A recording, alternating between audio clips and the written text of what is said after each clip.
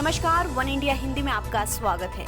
भारत में corona virus महामारी के फैलते प्रकोप के बीच एक राहत भरी खबर है। अब देश में ये खतरनाक वायरस कम जानलेवा साबित हो रहा है।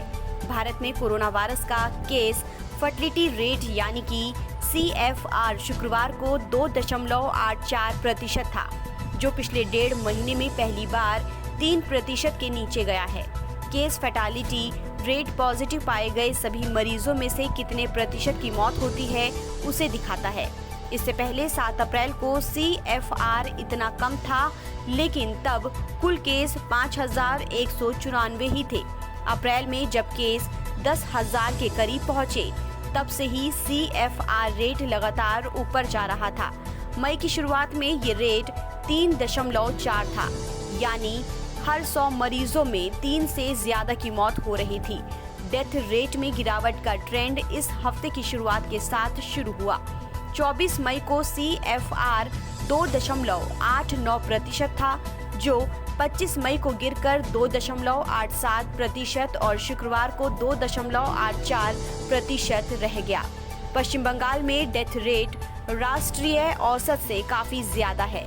सूबे में कोरोना से मौत का प्रतिशत देश में सबसे ज्यादा है, जहां औसतन हर 100 मरीजों में से 6 मरीजों को अपनी जान से हाथ धोना पड़ रहा है। हालांकि बंगाल में मृत्यु दर में तेजी से सुधार भी हो रहा है। वहां CFR 10% तक पहुंच चुका था। केंद्रीय स्वास्थ्य मंत्रालय आंकड़ों के मुताबिक दिल्ली में प्रति 10 लाख आबादी पर कोरोना के केस देश में सबसे ज्यादा हैं। देश में हर दिन सबसे ज्यादा टेस्ट दिल्ली में ही हो रहे हैं। यहाँ 10 लाख आबादी पर 810 लोग कोरोना संक्रमित पाए गए हैं। 7 मई को ये आंकड़ा 275 था। इसी से पता चलता है कि राष्ट्रीय राजधानी में कोरोना के फैलने की रफ्तार बहुत ज्यादा है। प्रति 10 लाख आबादी पर कोरोना केस के मामले में महाराष्ट्र दूसरे नंबर पर है, जहां ये आंकड़ा 483.3% है। उसके बाद तमिलनाडु है, जहां ये आंकड़ा 254.4 है। इस बीच कोरोना से हुई मौतों के मामलों में भारत चीन से भी आगे निकल चुका है, जहां से पूरी दुनिया में ये खतरनाक वायरस फैला।